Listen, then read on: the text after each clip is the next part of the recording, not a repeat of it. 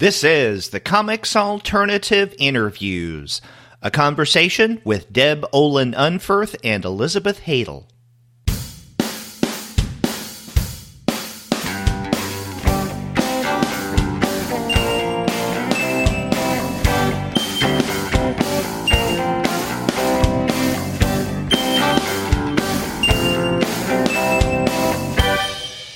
Hello and welcome to another episode of the Comics Alternative Interviews. I'm Derek, and on this episode I have the pleasure of talking with Deb Olin Unferth and Elizabeth Haidle. Their new book, Parrot, was just released from the Black Balloon imprint of Catapult. But before we get to that conversation, I want to let all of you know that this episode of the Comics Alternative Interviews is brought to you by the great folks at Discount Comic Book Service. Go to their website, dcbservice.com, for all of your comics pre-ordering needs. There, you're going to find all DC, Marvel, Image, and Dark Horse titles at 40% off of the cover price if you pre-order. For all of the other publishers, you'll find that those discounts will be anywhere from 20 to 35% off the cover price. And every single month, you're going to find some unbelievable specials. Sometimes those specials could be as much as 45% off of the cover price. Sometimes 50% off cover. But every now and again, you can find discounts that are even more impressive than that.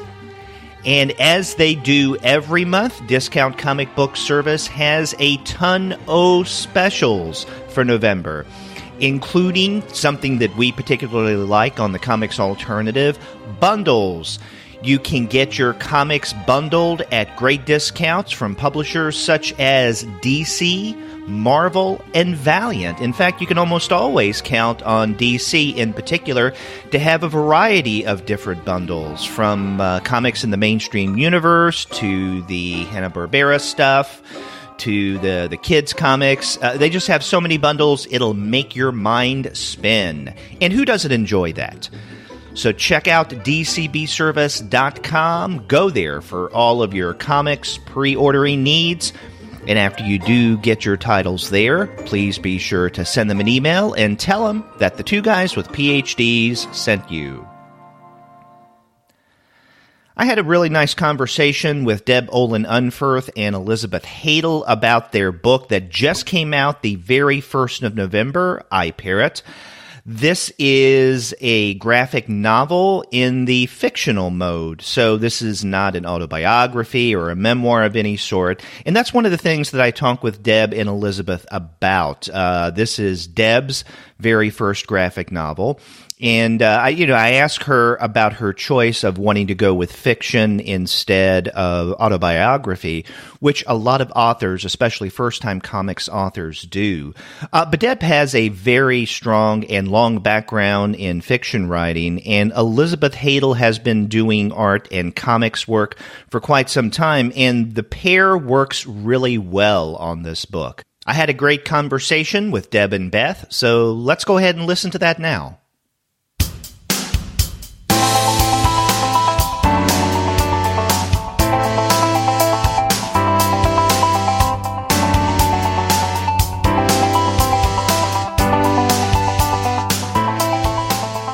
I'm happy to have on the Comics Alternative Deb Olin Unferth and Elizabeth Haidle.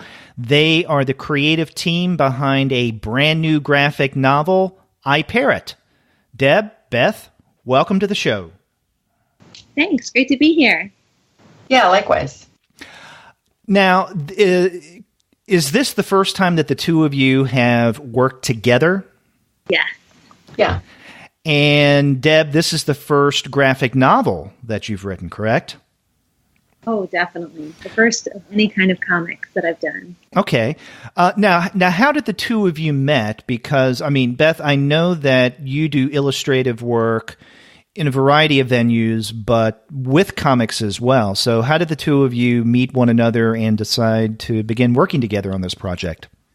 Well, I had really wanted to do a comic. And so I was working on it, and I started just asking different, sorry about that, my phone phone is ringing in the other room.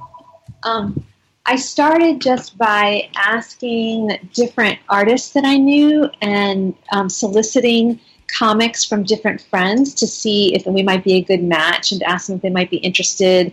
And then I sort of cast the net wider and wider, and I kept getting more and more sample art from different people, and I just wasn't really that satisfied with any of them. And then when I hooked up with Catapult, who offered to publish the book, they started looking for people. And so we actually went through a lot of artists before we found Beth, and we were just so lucky to find her. I mean, the book just came alive once Beth got her hands on it. That's interesting, and I'm glad that you mentioned Catapult because I neglected to mention the publishers. This is a book that is published today, in fact, as we record this, November the 1st, through Catapult, or at least its imprint, Black Balloon. That's right. Okay. So this is your first comic or graphic novel, but, I mean, Deb, you have published other works. I know you have a memoir, correct? Revolution, Revolution, the year I fell in love and went to join the Sandinistas, but also works of fiction, Vacation, and the story collection Wait Till You See Me Dance. So how different was writing a graphic novel from more traditional fictional prose? It was so different. It was so much harder than I thought it would be. I always knew it was going to be hard, but once I started reading graphic novels, I just fell so in love with them, and I really, really wanted to do one. And so I started drawing all of these little characters, and I worked on that, and then I started drawing panels, and I worked for a couple of years trying to do it myself, and it was unbelievably difficult. And I remember at one point I was interviewing for a job here where I live now in Austin, Texas. And I came here to interview for this job, and they were asking me about what I was working on. And I said that I was working on the graphic novel. And they said, "Oh, who's going to draw it?" And by this time I was already going through all of these different illustrators and feeling frustrated. And I said, "Oh, maybe I'll just go, I'll punk rock and do it myself." And they looked at me like I was crazy. And so then I had all of these panels, and I was showing them to my writer friends, and they were saying, "You know what? These are kind of cute. Actually, you should just do it yourself. You should go all punk rock on it." And I was kind of proud of myself. And then whenever I would show them to artists, they would glance at them and then say, "So who are you going to have draw this for you?" So I understood that I didn't know what I was doing. Now, we've been talking about the genesis of this project, Parrot, but let's get to what actually this graphic novel is about. So if you guys could describe it to those who may not have looked at this yet, or who may not have seen it on Amazon to read a little synopsis, how would you describe this? In other words, what's the pitch? Beth, do you want to do it? Oh, gosh. Well, what I've been saying, maybe because it's the part I can relate to, is that it does seem to explore bad luck. What do you do when your circumstances are kind of stacked against you? And where do you find little snatches of room to make a free will choice? Or are you so influenced, by these things, your situation, that you feel that you have no choices left. So I'm really fascinated by the character who seems to be handed, kind of an unfair amount of bad luck, and she's trying to navigate that. You have these parrots, which I love drawing birds, but I really didn't know anything about parrots till I started this book. So you get to kind of see what a complex creature they are, and there's a couple of different very surrealist subplots going on. Well, I'm glad you like to draw birds, because there are a lot of birds in this text. Although when I first heard parrots, I was excited and I started to think of all these different colors. And then I found out it was going to be black and white. And I thought, how do you do that? But I figured, there's you have pattern, texture, and contrast. So I made the most of those three categories. Yeah, I'm glad that you focused on the bad luck aspect, because that is one of the defining characteristics, and perhaps arguably the defining characteristic of the protagonist, Daphne. And she comments on this throughout. But even if she didn't mention anything about her bad luck and the bad luck of those that she frequents or encounters, such as her boyfriend, is it Laker? Is that how you pronounce his name? Laker, yeah. Laker, yeah. We could still see through the action in this narrative that she's someone who has bad luck visited upon her constantly. And I enjoyed the story. This is about, again, this character, your protagonist, Daphne, who has divorced her husband. Her husband has now remarried. I guess the custody of their son, Noah, is joint, although Daphne feels that her husband and the new wife get to see him more than she does, so she feels a little left out. She also feels that her son is being unduly influenced by this second wife, who is not the most, I guess, psychologically attractive of characters. But where the birds come in is when Daphne's boss, Mindy, or whom she calls the Moon. In fact, I wanted to ask you about that at some point.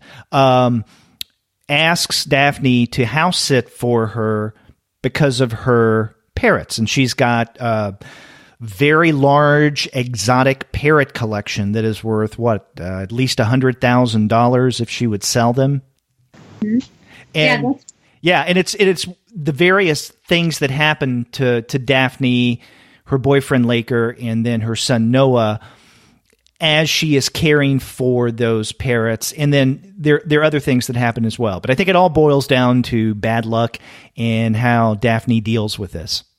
Yeah, I mean, I guess I was thinking about the story as sort of a comedy of errors, or a comedy of manners in the sort of old traditional form. Mm-hmm. Where, you have a set of circumstances, and then one by one, everything around you starts to go wrong. And it adds more and more pressure to the situation. That's sort of how I was setting it up. And so the sort of the base situation of conflict is that Daphne has lost her full, her half custody to her child. So now she only gets him every other weekend instead of half and half.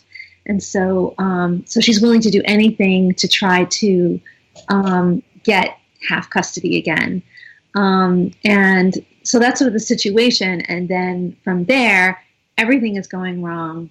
And all of her efforts to make this happen are being undermined by fate and by her boyfriend and the weather. I mean, just everything is playing into this. And so, yeah, it was really, really fun to start working with the images. And just as I worked with the images, I just thought of more and more things that could go horribly wrong to this poor woman. And then the idea at the end was, how do I make it so that there is some kind of grace at the end, but yet nothing is tied up neatly with a bow? Mm-hmm. You mentioned playing around with the images, and then earlier you said something about thinking early on that maybe you could illustrate this yourself. I'm curious, what kind of collaboration was involved in terms of the graphics? So in other words, I mean, Deb, did you show Beth some of the preliminary graphics or illustrations that you had made? And then Beth, in what ways was there, I guess, a contribution, a give and take in terms of what the final product would look like visually?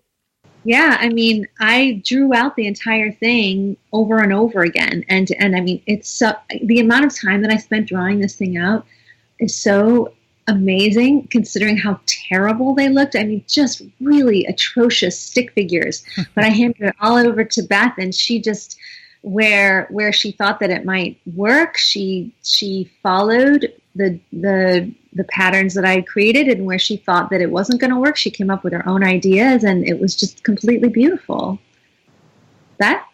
What do you think? Yeah, we really discussed every single panel in that entire book quite thoroughly. We got to do that in person, which was really fun. So at one point, because I live in Portland, Catapult flew me out, and Deb hosted me, and we, in 3 days, I think, took the entire book, added a few new pages, and then it was an interesting process. It was a lot of back and forth to kind of look at each panel and decide if some of them could be condensed or some of them expanded, which ones mattered more than others. So how did we put the focus there? What was the emotional quality of the character's face? It was so crucial, I think, that we were in person for that part. Then when I came back, we just had a massive Dropbox folder and put all these variations until all the pencil sketches were approved. And then it was up to me the last 4 months to just sit there and add all the contrast and the textures to kind of work with the black and white to make every panel as interesting as it could be. Well, it's interesting to hear that you guys actually met in person, because I was going to ask you about that. We've had on the Comics Alternative before a number of occasions where there's a creative team, right? A writer and an artist. And even though they may have communicated via email or sharing files through Dropbox, maybe even Skyping one another, they had never met each other in person. So it's good to know that you guys got, it sounds like, quite a bit of time to non-virtually get together and communicate about this project. Yeah, I mean, that was so fantastic for me to have Beth come out here and for us to go through the images together. I mean, I think another thing was we spent a lot of time. It was really important to me that the book not just be mine emotionally, but that it be hers as well. And so before she even came out, we spent a lot of time just talking through Skype about the characters and trying to find ways that they could be hers as well. Like Beth has a son. She's been a single mom for a long time. The boyfriend Laker, we talked about how we could sort of make him a little bit like an ex-boyfriend of hers. We also, I don't know how much he ended up really being that way, but that was definitely kind of how we started. And also, Beth plays in a saw band. And so at one point we just stuck a saw band into the book just to sort of, so I was looking for all these ways to make it as much emotionally hers as mine. And then her coming out here, I think, just increased that more, because then we really were friends. I mean, she just stayed in my house and we spent several days just going out for meals and hanging out and like spending all day going through the images. And so it really felt like a joint project. It did not feel like it was just my book anymore.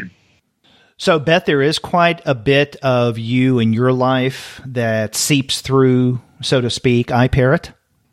Yeah, some of that was coincidental because, it just was. I remember when I first met you, Deb, or when we first talked, you confessed that you had spied on me on my Facebook page. that especially when my son was younger, there were just some things about us that reminded you a bit of the main character.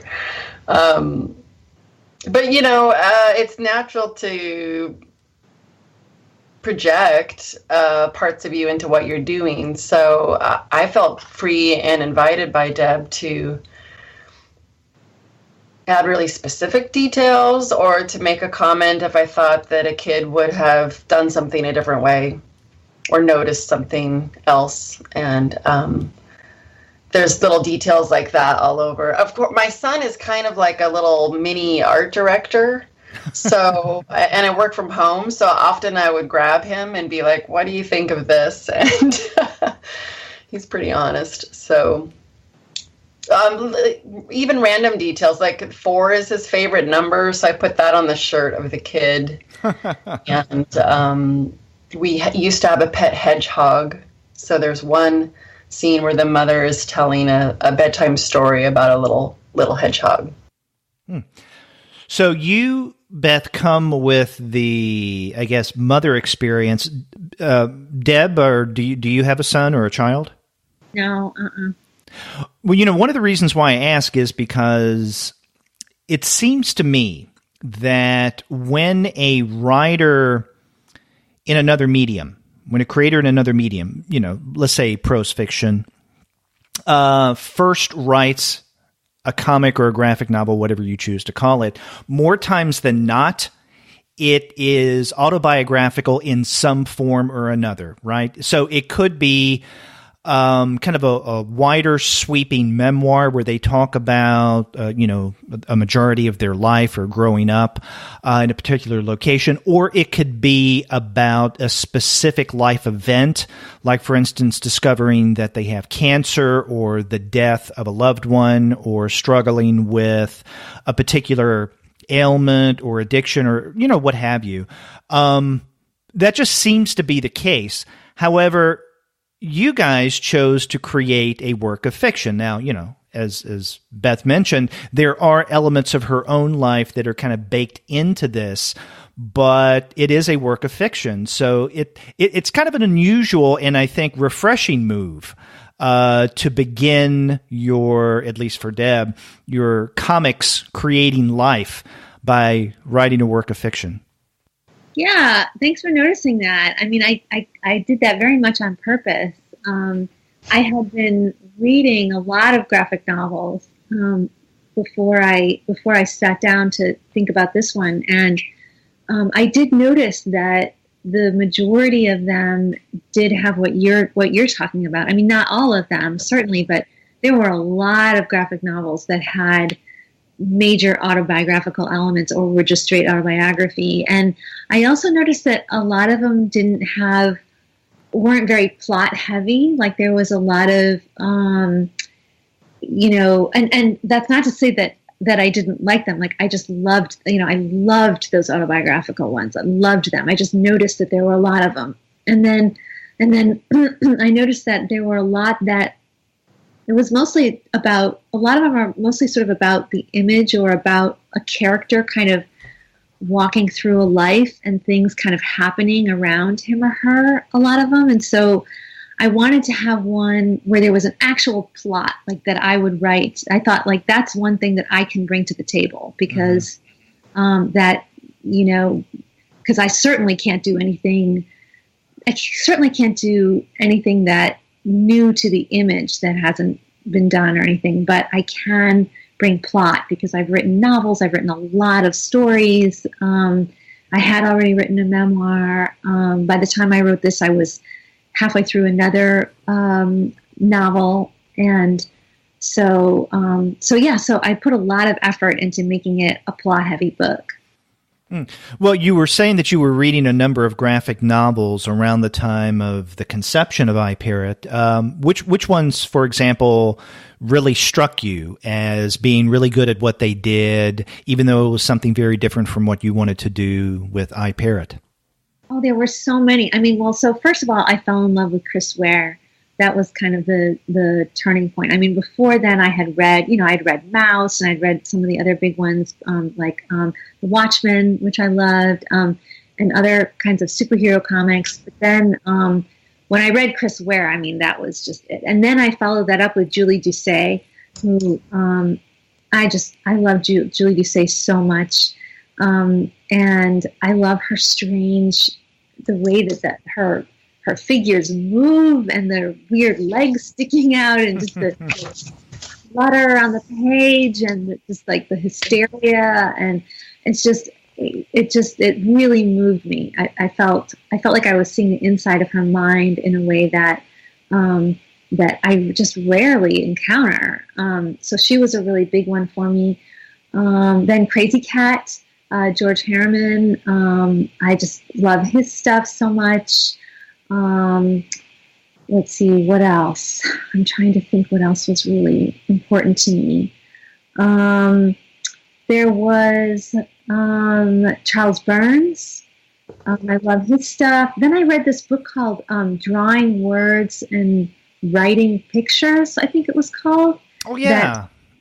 I love that book. I mean, it was just so helpful. I also read a lot of issues of Raw, old issues of Raw, which my aunt had from when she was young, and she gave them to me, and I started reading them, and I thought they were just so great.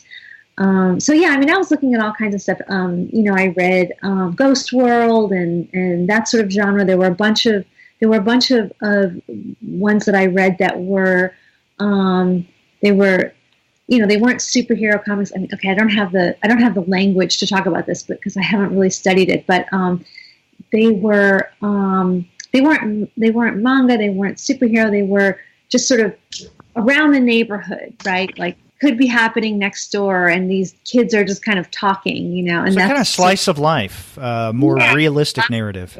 There were a lot of those that I read, and I thought that those were really great. So I just read piles of them, and in fact, I taught a class, and it was so embarrassing. I was teaching at the University of Kansas at the time, and I decided to, the way to learn about something, right, is to teach it. So I decided to teach a graphic novel course, figuring, okay, I don't really know anything about it, but I probably know a lot more than these undergrads, right? So I was so wrong. I mean, people who are into comics are really into comics. So a ton of people signed up for the class, and there were 3 kids in the class who had their own comics podcast. There was 2 kids whose father owned the local comic bookstore. There were 2 grad students who signed up for the class who were art grad students who were both doing their projects in the graphic novel.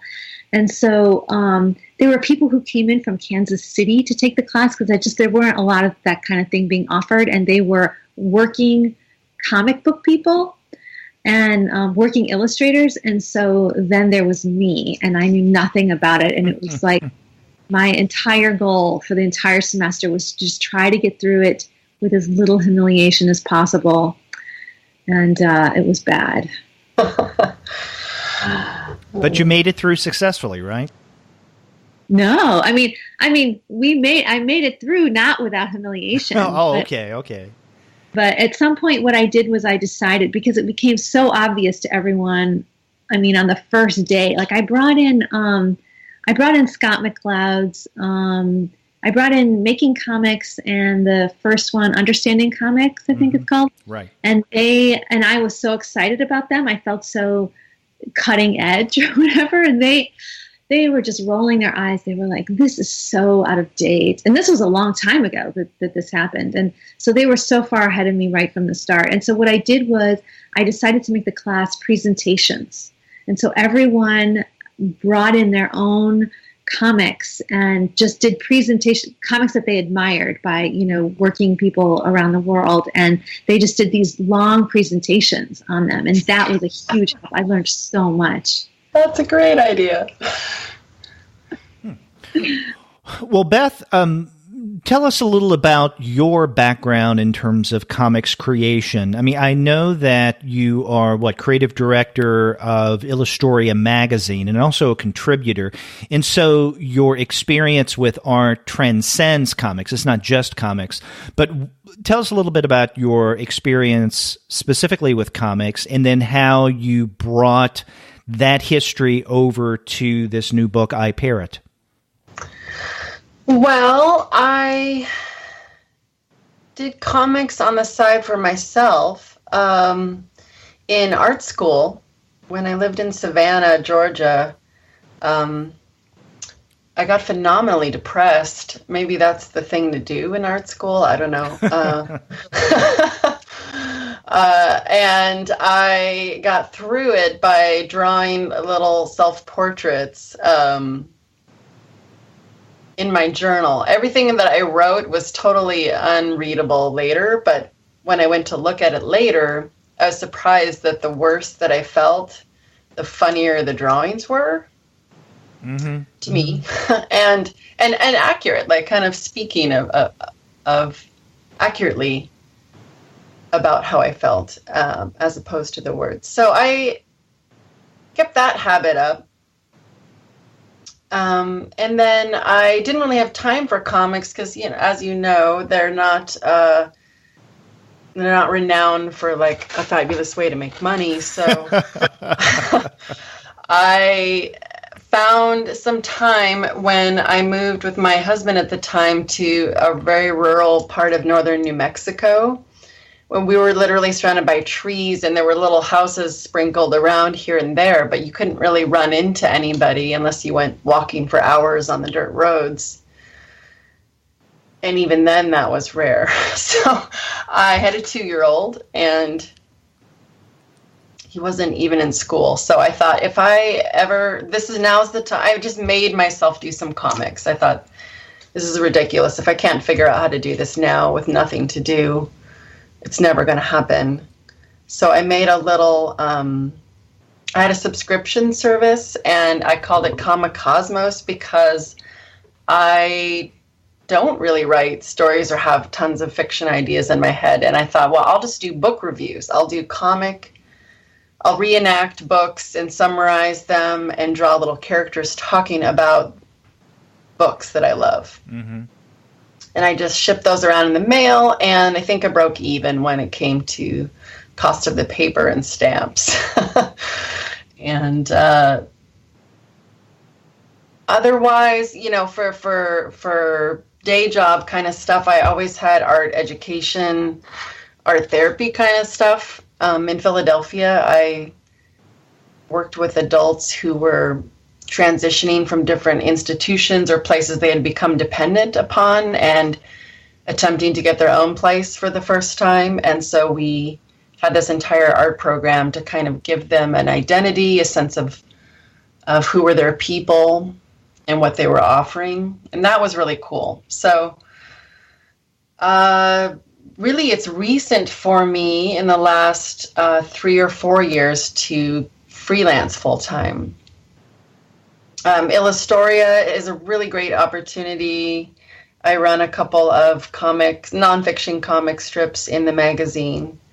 And, I think this opportunity with Deb is definitely my first fiction, a fiction long-form comic. So both of us together, we're making our own leaps with this. And I like that.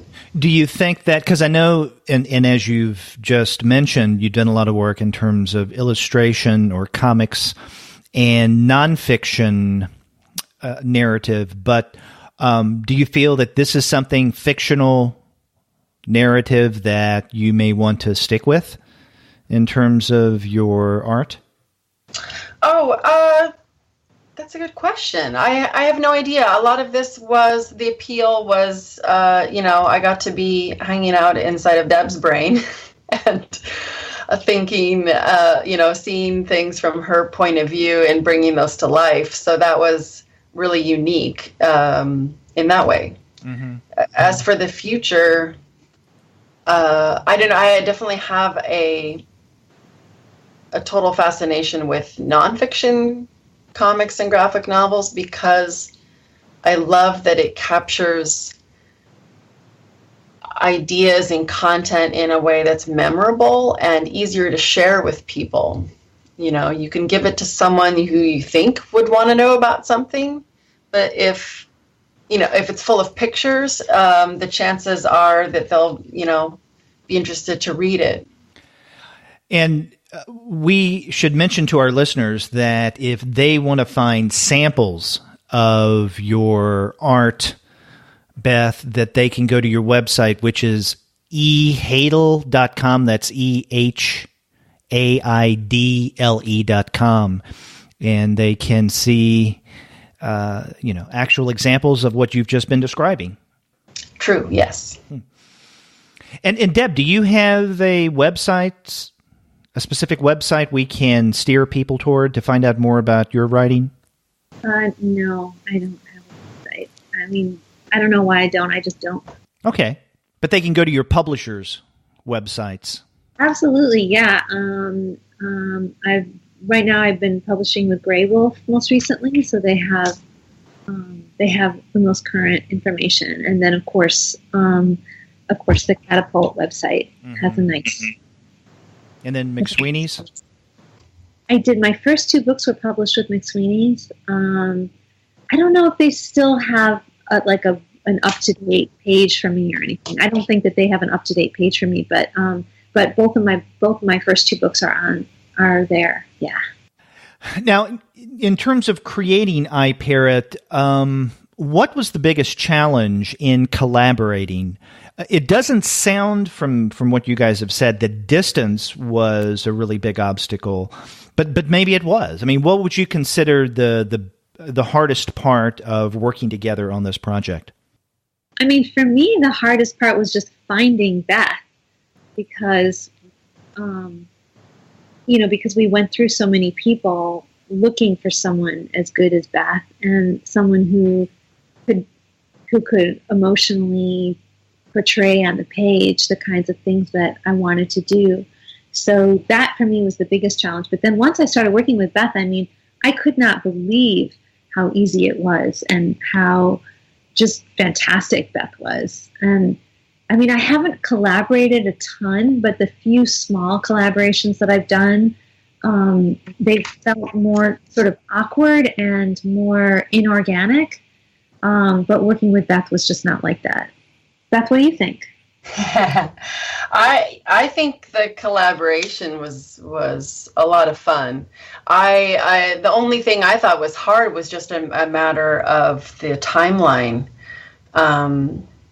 We so thoroughly wanted to discuss every panel together, and Lee, the editor, had ideas, and because Deb was open to adding pages, it shuffled the pagination.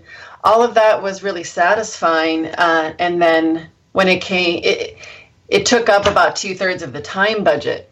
So I was a little, it was kind of like an interesting boot camp for me once the finals hit, because there was about 4 months left to draft and polish the 160 pages. Yeah. So I had just gotten a tablet, though, finally, and I thought, I did want to know how to do things quickly so that I could do more things. So that was a fantastic learning experience for me to try to streamline all of that. But that was hard. Well, let me ask this. What's behind the decision of Catapult? I mean, I have to be honest, this is the first time that I have read a Catapult book, a graphic novel, and I didn't even know that they published graphic novels. And then about a month or 2 ago, your publicist sent an email out to us at the Comics Alternative asking if we're interested in taking a look at the book. So, it's your publicist efforts that has made this interview possible. But yeah, why the decision for Catapult? Oh, so what happened was I was just sort of working in the dark on this. I mean, I was working on another book. I wasn't really telling anyone that I was doing this, obviously. And I kept working on it, and then I started slowly just asking different artists to do sample pages or whatever, and that wasn't going very well. And I just got really frustrated and just realized how hard it was, how bad I was at the drawings, how I would never, it's going to be impossible to ever find an artist to work with. I mean, I was just feeling very frustrated. So I just put the whole thing in a box and put it in the closet and just thought that's the end of it. So then 6 months later or a year later, some ridiculous amount of time later, I was at AWP, which is a conference for writers. And I met up with my old friend, Lee Newman, who turned out to be the editor of this book. But I didn't even know she was involved with Catapult or anything. And so she and I were we met for a drink. And I just started, she was like, what are you working on? And so I was telling her, and I said, oh, and I'm also was working on this graphic novel. And I started to tell her about it. And then a few months later, she emailed me and said, I'm now working with Catapult, and we're looking for books, so you should send me the graphic novel. And I was like, yeah, no, I'm not going to do that. I'm not going to embarrass myself. And so, but she just kept bugging me. She just kept emailing me and calling me and saying, come on, we really, really want to see it, So finally I pulled it out, and I was so embarrassed by the drawings and the stick figures, and even the plot was kind of a mess. But I just sent it to her, and then she called me and said, yeah, we want to do it. You need an artist, but yeah, we want to do it. So that's how it happened. Well, does Catapult publish other graphic novels? I mean, excuse my ignorance here. I've just never really explored this publisher. I think they've done one called The Magic Couch. No, wait, what was it called that? Right, The Flying Couch. The Flying Couch. Yeah, it's a new imprint, so they don't have a long history, but this is kind of helping launch. Oh, now that you've mentioned that, I have seen that book. By Amy Kurzweil? Yeah. Yes. Okay. Now things are starting to come together. Yeah, I have seen Flying Couch, and so this is was that also a Black Balloon imprint book? Yes. And Black Balloon is going to be doing more graphic novels and more just image focused works. Okay. So this is a relatively new market, I guess, that Catapult is getting into, right? Since the past, couple of years? Yeah, very new. And even Catapult itself is very new. Catapult is only a few years old, I think, like 3 years old or something. We were an early book. And then Black Balloon is now an imprint of them. And I think that we're something like the second book after Flying Couch. Okay. Now, have the two of you talked about maybe collaborating on another project of some sort?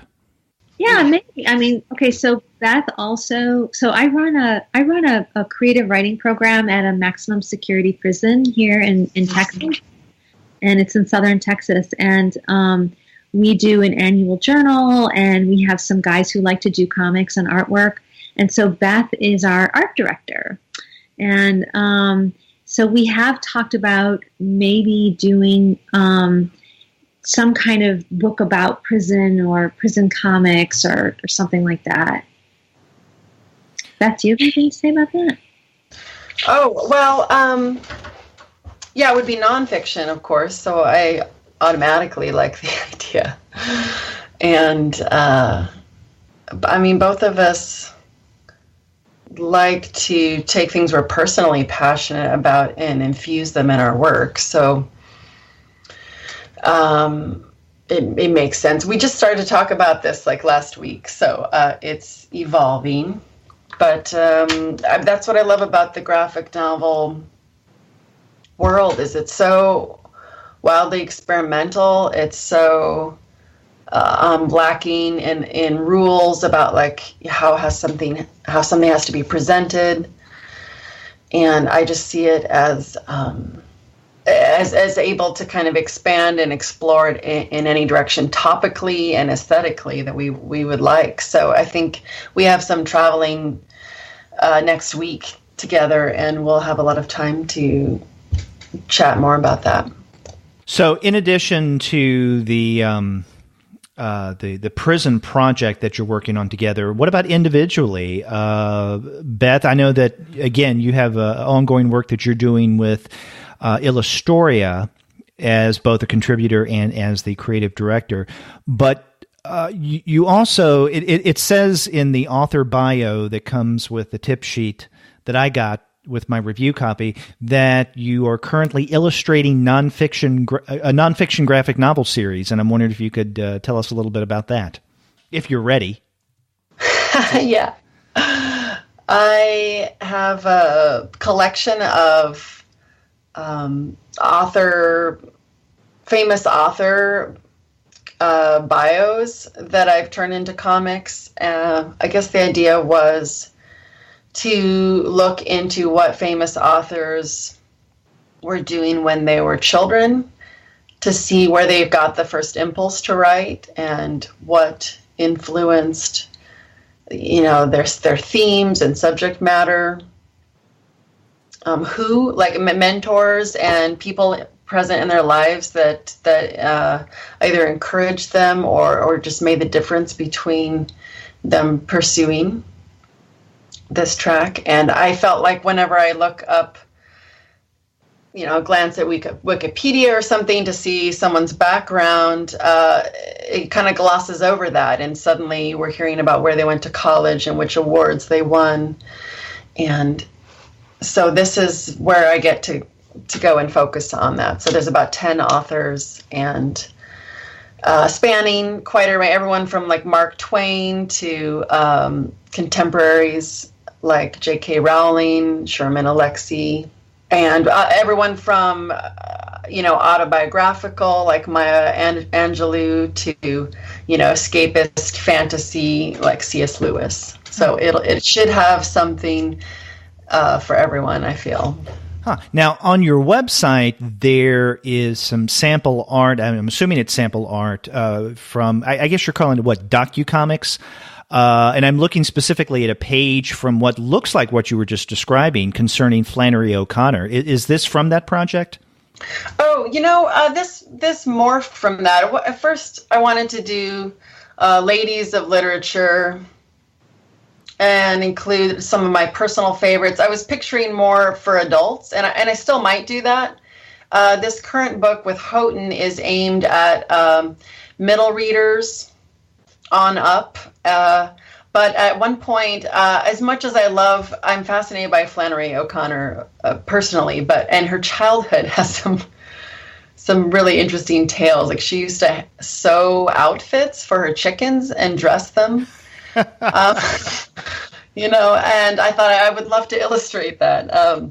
But at one point I was talking with the editor at Houghton about who we would include. And I did feel like part of the reason I'm making this book is so that kids will also kind of find authors they haven't read and go read them.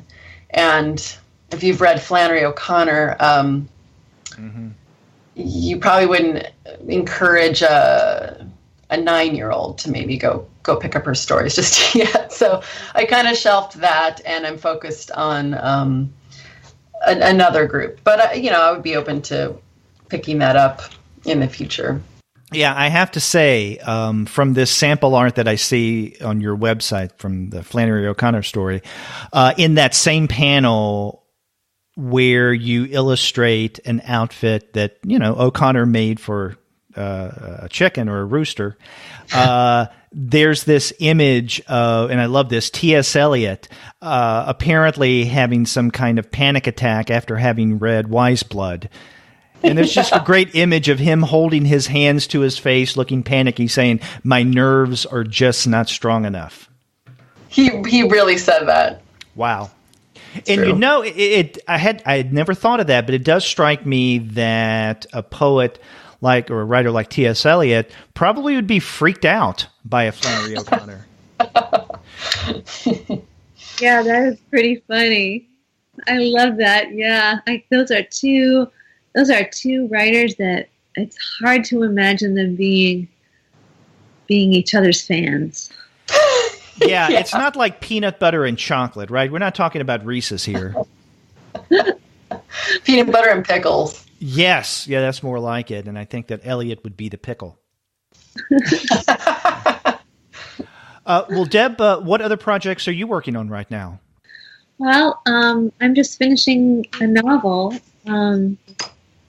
I hope it works out. I just sent it to my agent and to my editor, so we'll see. I haven't heard anything back. I just sent it to them, so I have my fingers crossed on that. And then I'm not really sure what I'm going to do once that's over. I really want to do something about the prison. I've been running this creative writing program at this prison for 2.5 years now, and before that, I taught a prison in Connecticut. So I feel like, and I read a lot about it, and my dad was also involved in reforming prisons. And so I would like to do something about prisons, and I'm just not sure exactly what form that's going to take yet. But I'm starting to take notes and gather ideas and read books and things. So that's fine. And I'm also, I'm a professor at the University of Texas, so I teach. Right. I used to teach in the UT system. I was at UT Dallas. Oh, that's wonderful.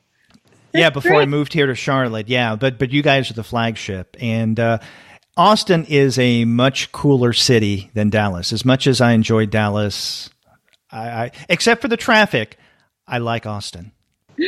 Actually, you know what? I'm from Chicago, and so the traffic, people complain so much about the traffic here, and I just laugh and laugh. Like, it's like little baby traffic jams. They're 10 minutes. Yeah, probably so. But, well, listen, Beth and Deb, I want to thank the both of you for being on the Comics Alternative and talking about this new book, Parrot. The pub date is, again, as we're recording this, Wednesday, November 1st. So our listeners can either go out and get a copy or go to Amazon and get a copy. So it's a great read. And also I appreciate you telling us about your other works as well. Deb with you and fiction. And then Beth with this exciting project with illustrating the lives, especially the younger lives of writers. So I wish you luck on those endeavors. Thank you so much. We really appreciate it.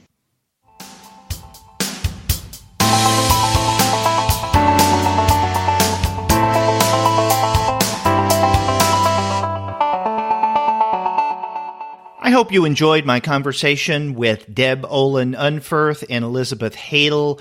Remember, their new book, Parrot, has just come out from Black Balloon, which is an imprint of Catapult. And in fact, I want to thank Erin Kotke from Catapult for helping to make all of this possible. In fact, she's the one who about 1 or 2 months ago contacted me to let me know about this new book and helped to set up the conversation with both Deb and Beth. So thank you very much for that. And if you want to find great books like Parrot, then head over to the website of our sponsor, Discount Comic Book Service. Go to dcbservice.com, and every single month you're going to find some incredible specials. That's dcbservice.com. And after you do get your comics there, get in touch with me and let me know what you thought about my conversation with Deb Olin Unferth and Elizabeth Haidle.